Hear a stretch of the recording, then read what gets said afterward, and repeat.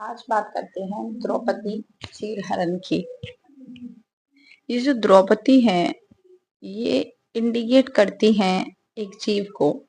और ये जो उनकी साड़ी है, जिन्हें दुशासन खींच रहा था, ये जो परतें हैं उस साड़ी की जो खुलती चली जा रही थी, वो घूमती चली जा रही थी और साड़ी की परतें खुलती चली जा रही थी। ये परतें हैं हम इंसानों के उस भय की, लोभ की, लालच की, डर की, प्रेम की, मोह की, जो हमने शायद ओढ़ रखी है। ठीक है, तो जैसे जैसे ये परतें उनकी खुलती जा रही थी, उतना ही उनका डर बढ़ता जा रहा था। लेकिन फाइनली जब उन्होंने दोनों हाथ ऊपर करके कृष्ण को याद किया, तब दुशासन उनकी साड़ी खींच नहीं पाया। भरी सभा में नंगे हो गए थे वो लोग जिन्होंने द्रौपदी का अपमान किया। एक अकेली द्रौपदी के लिए स्वयं भगवान श्री कृष्ण आए।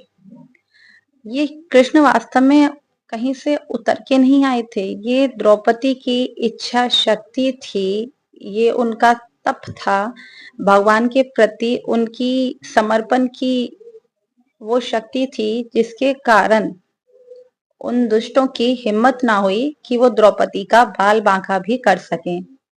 तो ये जो साड़ी की परतें थी ना, ये सिर्फ उनकी साड़ी नहीं, ये हम इंसानों की वो भय, लोभ, मोह, माया से लिपटी हुई वो परतें हैं, वो चादर है जिसमें हम लोग भी सिमट कर रह जाते हैं। तो जब ईश्वर इसे संभालते हैं, तो हमें किसी भी परत के खुलने का, अपने नग्न होने का, किसी भी तरह का कोई भय नहीं रहता।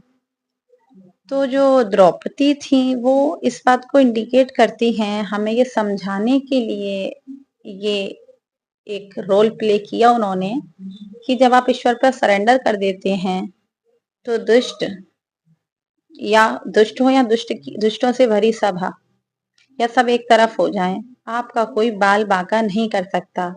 सामने वालों को यह एहसास होता है कि कोई तो परम शक्ति है, कुछ तो देवीय कृपा है, जो सामने वाले पर भेजे जाने वाले सारे तीर, सारे आरोप विफल हो रहे हैं और हर तरीके से हम अपने ही बुने जाल में फंसते जा रहे हैं। तो ईश्वर पर भरोसा और आस्था दोनों में अंतर है। आप उस पर आस्था रखिए।